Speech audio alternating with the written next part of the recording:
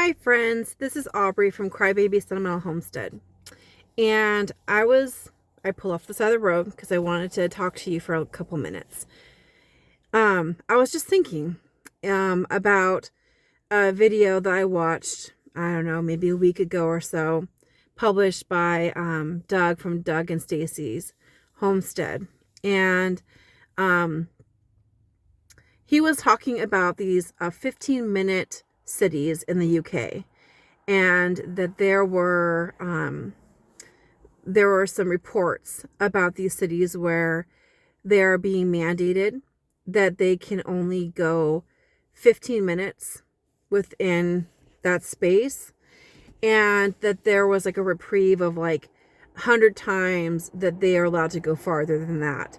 Otherwise, the people who live in those 15-minute cities are being charged. So they actually get fined for leaving the area that they're supposed to be in. And this is being done in the name of being environmentally savvy and environmentally conscious. And it's interesting to me that this is coming up now, because for several years I've been talking to my friends and family about how if you really care about the environment and that's really a priority for you, how important it would be to try to work near where you live. That's not possible for all people. For example, in Washington State, a lot of people can't afford to live in Seattle. They work in Seattle because the pay is higher, but they can't actually afford to live there. So they have to commute in. And so if Seattle was a 15-minute city, I'm not sure who they would hire, because all these higher society people who can afford to live in Seattle are not the people who would be willing to do the jobs that run Seattle. And a lot of the people who, work in Seattle for business trades, they live in McMansions somewhere else. And there really isn't the space to build the kinds of homes that they would want to live in. So I kind of think about, like, how would that play out if it was mandatory? And whenever I've talked about this with my friends and family, I've always said, wouldn't it be kind of nice if there were just incentives? Like, there's an incentive to ride your bike to work. There's an incentive to walk to work. There's an incentive, if you live in the same area as where you are working. But that it wouldn't be mandatory. The whole mandatory aspect of this 15-minute city idea sounds like house arrest to me. Like, you think about people who have lived under house arrest, they can't leave, right? So 15-minute cities, you can't leave. If if you want to go see a relative and they're more than that distance away, you can only see them a third of the time, basically. You can't see them every day. And there are a lot of people, especially elderly, who, you want to live close to your elderly relatives so you can go and spend time with them. So think of the isolation of people who cannot already leave their homes if their children and grandchildren and other relatives can't go see them when they need to, or be fined outrageous prices. So I just wanted to start a conversation with you guys and talk to you about, what are your thoughts on these 15-minute cities? What would you do if that came to the United States? How would you react? Because, yes, I do think it would be kind of cool to live near where you work. You'll be more in touch with the community. It wouldn't take you as long. You wouldn't be wasting as much gas. It would save money on fuel. I do have a value for living near where you work.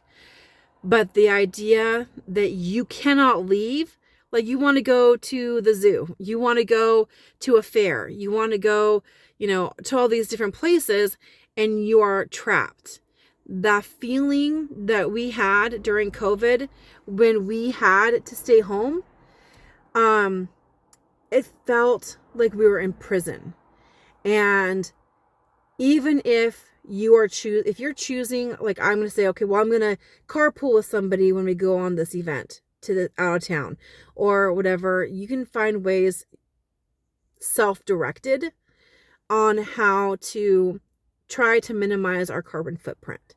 Okay. And the mandatory state of the whole idea of it is, it's, to me, it's really shocking.